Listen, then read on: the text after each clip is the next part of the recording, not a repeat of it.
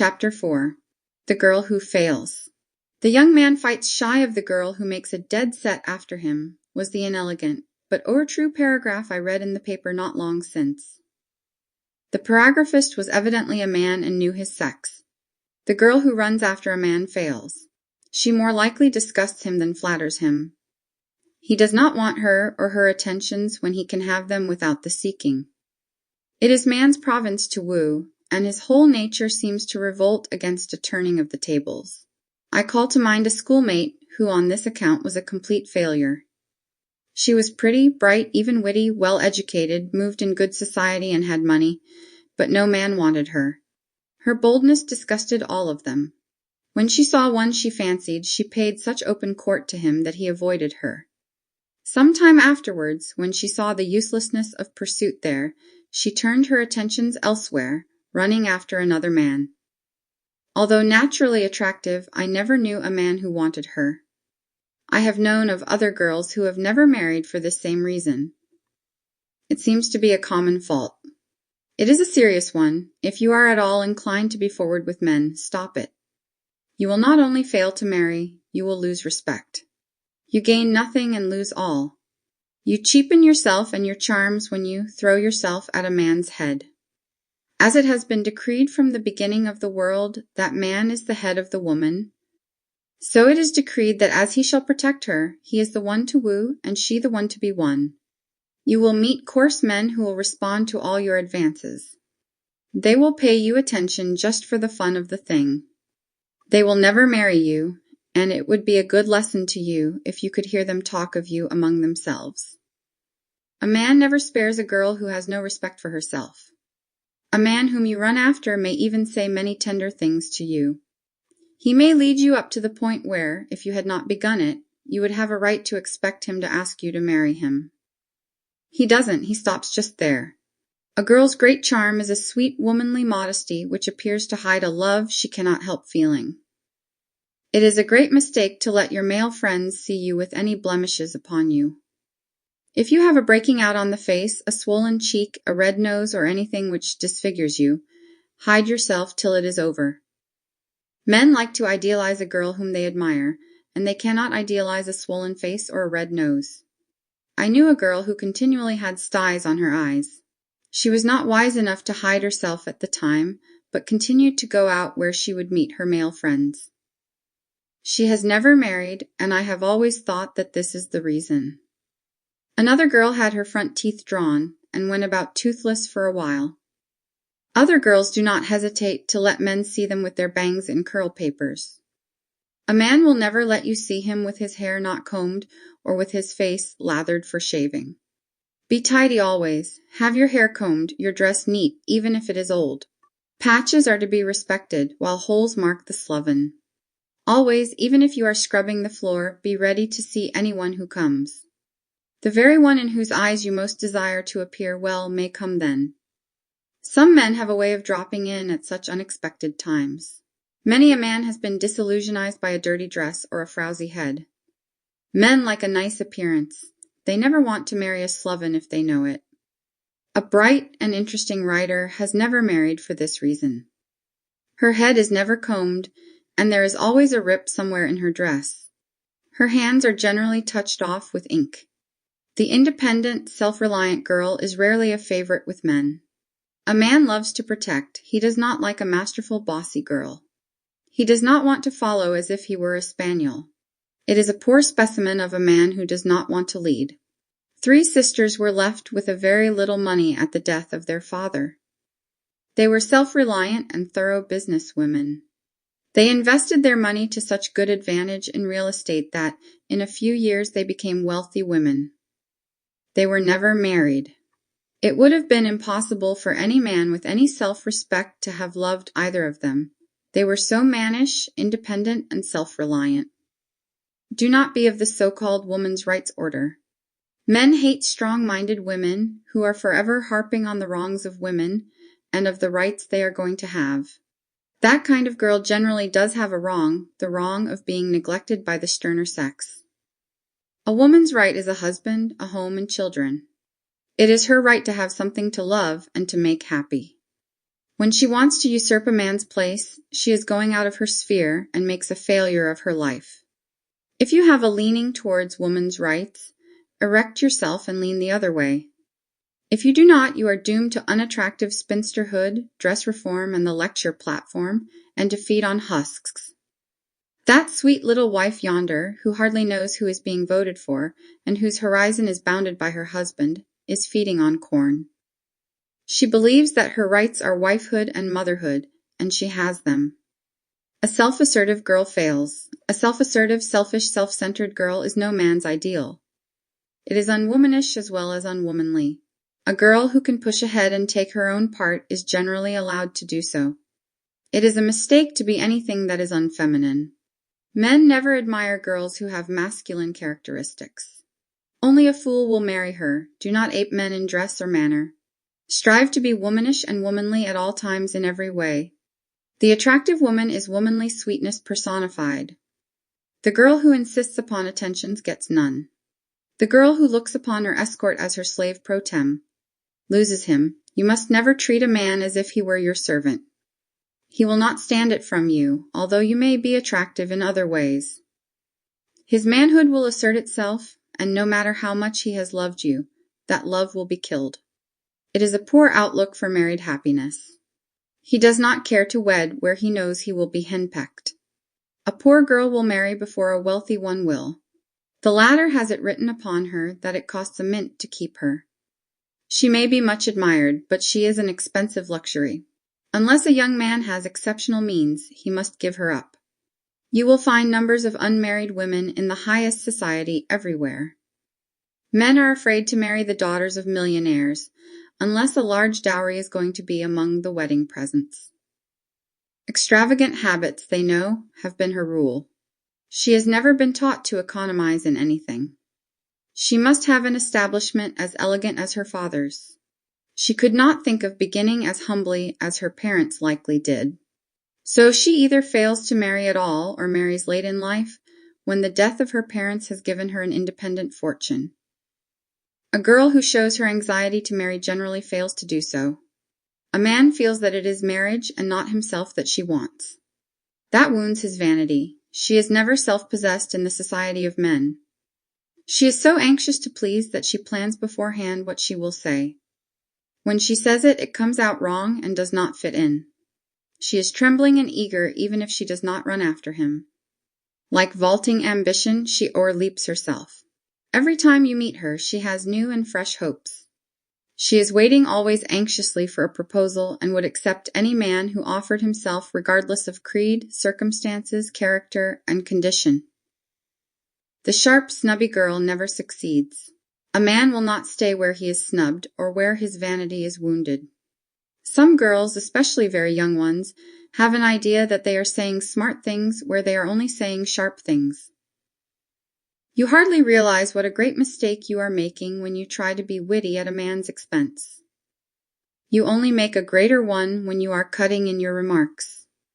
Girls have an idea that it does a young man good to have, as they express it, the conceit taken out of him. I doubt if it does, and even so, you are not the one to do it.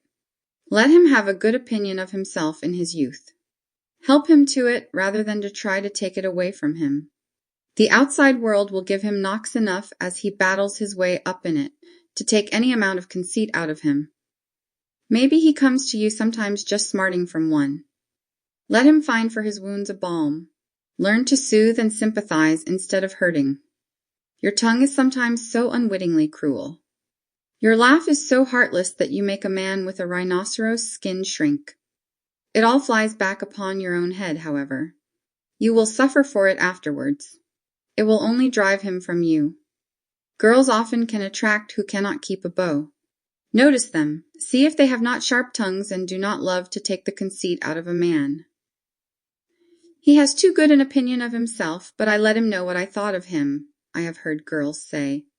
One thing is certain, if you have done that, you will never hear from him that he thinks much of you. So round off your sharp corners. Remember that the young man with a good opinion of himself is the more easy to win because you can play upon his vanity. Do not speak your mind plainly. Certain persons pride themselves on plain speaking, as if there were a virtue in hurting someone else's feelings. When you hear anyone say, "I always speak my mind," you may know she says disagreeable things. She thinks when she has said that she can go ahead, cutting right and left with her tongue. They are never people who praise. It appears that those who say just what they think generally think unkind things. Avoid doing so, especially to a man. It is unkind. It makes more enemies the world over than anything else. Men will swallow praise ad nauseam, but they will not take censure. The eccentric girl had better never have been born, as far as men are concerned. They will have nothing to do with her. If you are eccentric and have prided yourself upon it, the sooner you become like folks the better for you. A man will not pay attention to an oddity. An outlandish hat that causes comment will sometimes drive him away. He may not know what is the matter with it, but he knows he will not ask you out while there is any danger of your wearing it. It is a mistake to be odd in your conduct or language. Eccentricity grows upon one. If you are given to it in your youth, what will you be in your old age? A man would know that if he were rash enough to marry you, every day you would make him ashamed. The girl who has too many gentlemen friends hardly ever marries. There is something in every man's heart which subscribes to the rose that all are praising is not the rose for me. There are cases where jealousy of another man's attentions will hasten a proposal. But two are in the case there, however, and both are in love. Avoid many gentlemen callers. Do not allow your house to become a meeting place. A man will not fall in love where he sees you smile as sweetly on another man as you do upon him. He will reign alone. He never goes on shares where a heart is concerned. A man may call often where he knows he will meet other men, but it is only as a friend. He does not fall in love with his hostess. When he marries, it will likely be some little modest girl who hardly knows any man but himself. When I was very young, I remember hoping that when I grew older, I would have as many gentlemen callers as a certain young lady who lived near us. Every night her parlors were thronged. It seemed to be a general meeting place for young men. Her sister and herself lavished their smiles upon them. She never married. Her sister married a man whom she met in another place and who hardly ever came to the house. Another girl had quite as many callers. She must have seen her danger, for she ceased to receive them. Some time later she married. It is flattering to your vanity to have a great many gentlemen friends who call, and who take you out, but it will certainly stand in the way of marriage. It is fun, doubtless, to count up a long list of escorts, but the girl who can do so rarely counts up a long list of offers. A girl who was so retiring that she was rarely invited out by a gentleman was loved by almost every man who got well acquainted with her. She could have counted up a long list of offers, but a short list of escorts. At a party she was a wallflower. She had few gentlemen callers, yet it seems as though all men longed to possess her. She passed most of her evenings alone with her family, and married well. So it shows that knowing many men would rather indicate no marriage than a surety of one. The cold girl never succeeds. A man would as soon make love to an icicle. A man prefers fire. He likes a warm, living heart. He wants to see that a girl has that heart. A pretty, stylish young girl whom I want to see settled in life is failing to do so on just that account. She is not naturally cold, but when she is at all interested in a man, she becomes almost frigid in his presence. She is too afraid of showing her interest in him to allow him to see that she responds to his. A man wants an affectionate, warm-hearted wife. So he will marry what seems to him to be an affectionate girl. There is a certain warmth of manner that will show this disposition. A girl fails who will not let the man who is beginning to love her see that she can return love. It must be shown modestly, however. You must be sympathetic. Man has his success and his failures in life. As he comes to you, he is thinking of them more than he is of you. He wants to talk of them. If you do not show a sympathetic interest, he will go where he can get it. Draw him out on his favorite topic, no matter if it is himself. I remember once walking 2 squares with a gentleman who talked of nothing else but a slight injury on his hand. An interesting, intellectual lady is going through life unmarried for no other reason, I believe, than her lack of sympathy. You are conscious of this lack whenever you converse with her. If you mention yourself, your humble aim and ambitions, a dead silence falls. You feel as if you were undone and wish you could hide your head. A woman will hasten to change the subject and to make amends.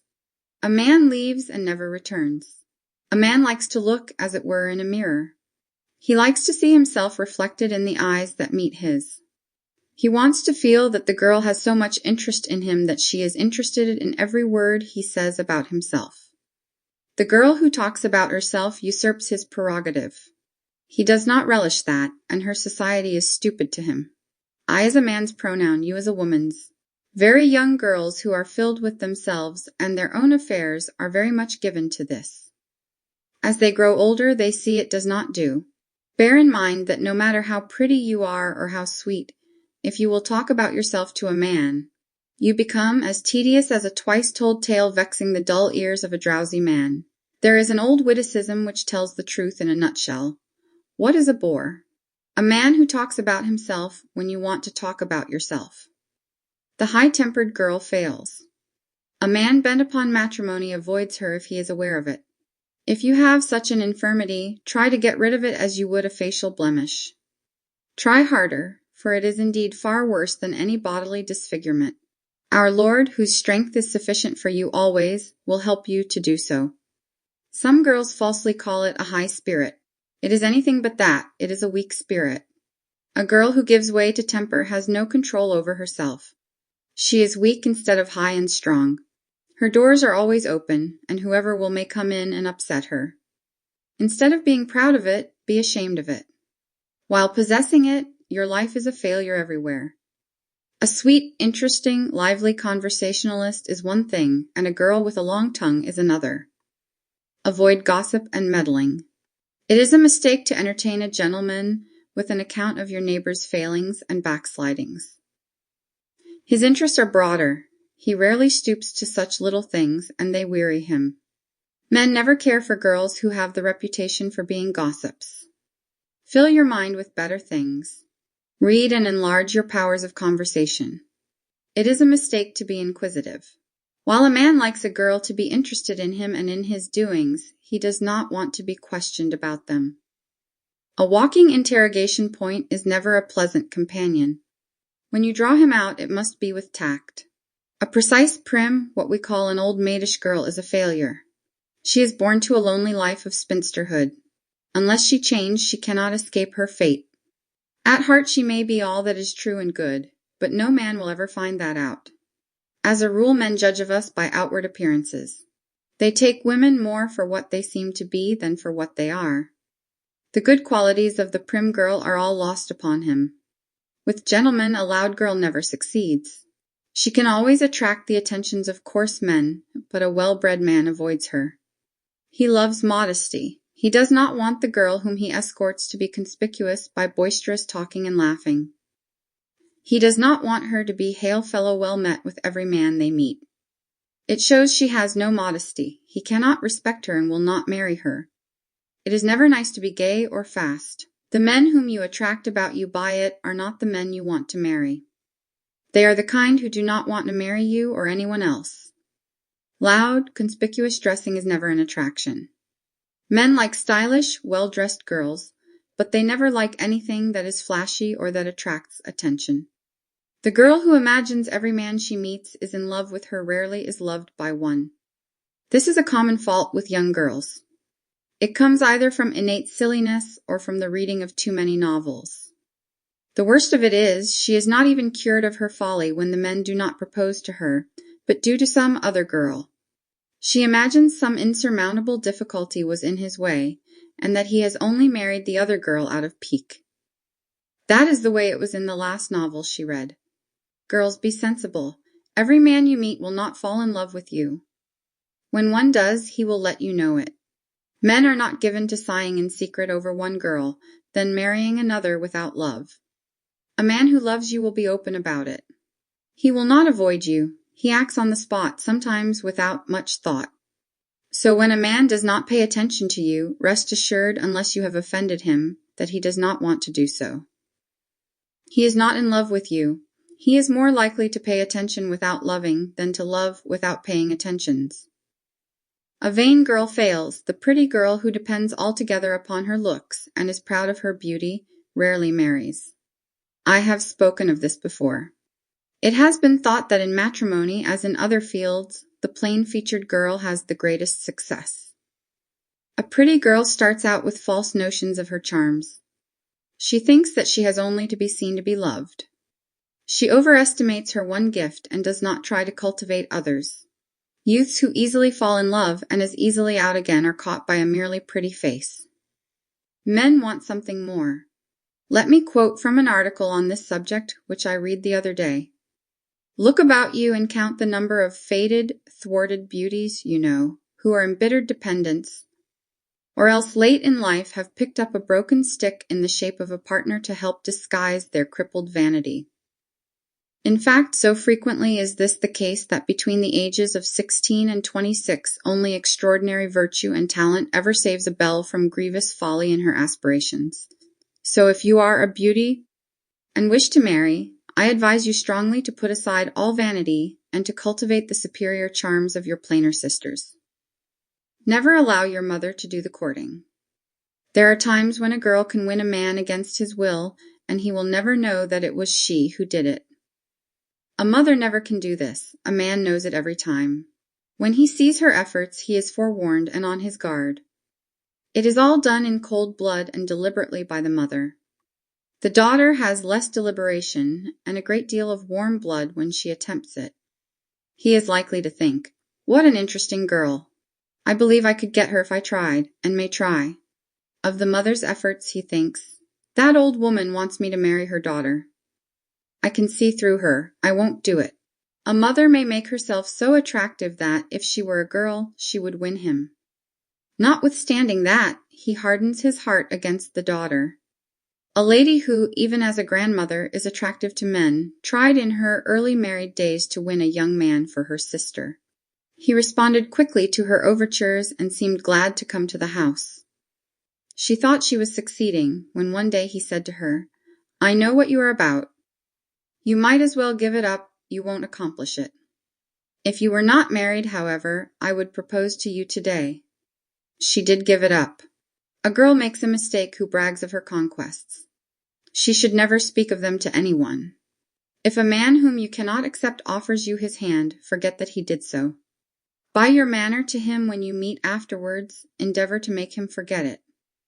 The girl who tells about the hearts she has won wins no more. Men grow afraid of her. She is not to be trusted, they think. If she will lead other men on to propose only to reject them, then tell of it, she will do the same to them. A girl who fears that the man to whom she only is pleasant will think she is in love with him is not likely to accomplish much matrimonially. She grows too self-conscious and stiff in her manner. You must forget yourself, or remember only that a man is won by a pleasant manner. If he did think you were a bit interested in him, he would be flattered by it, and might return it shortly. By a pleasant manner, I do not mean a continual giggling. While you must be animated and lively, you cannot laugh continually. A sensible girl can be grave as well as gay. There are times, and plenty of them, when laughter jars. There is certainly a time to laugh and a time to cry, but there is never a time to giggle. Solomon gives a list of almost everything for which we have time, but he never says a word about giggling. A bright, animated manner and continual giggling are two different things. A bright girl is everywhere a success. A giggler is generally considered half-witted. A giggler has no depth of feeling. A bright, lively girl generally has a great deal of feeling. She is not slow to show it, either. Do not laugh when you talk. Do not laugh the moment a man speaks to you, keeping it up all the time he is with you. It looks as if you were delighted out of your senses. Do not laugh every time he looks at you till he begins to wonder if there is a black spot on his nose. Some men may prefer a grave girl anyway. You might study the man and the place before you are too lively. It may be that some of you who read these chapters have failed so far to win any man's love. Examine yourself and your peculiarities to see wherein the trouble lies. When you have found it, strive to overcome the difficulty. You cannot do it in your own strength.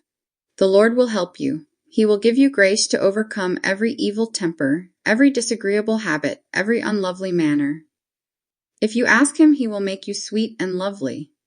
Rest assured that he is interested in your success, for he did not intend woman to live alone.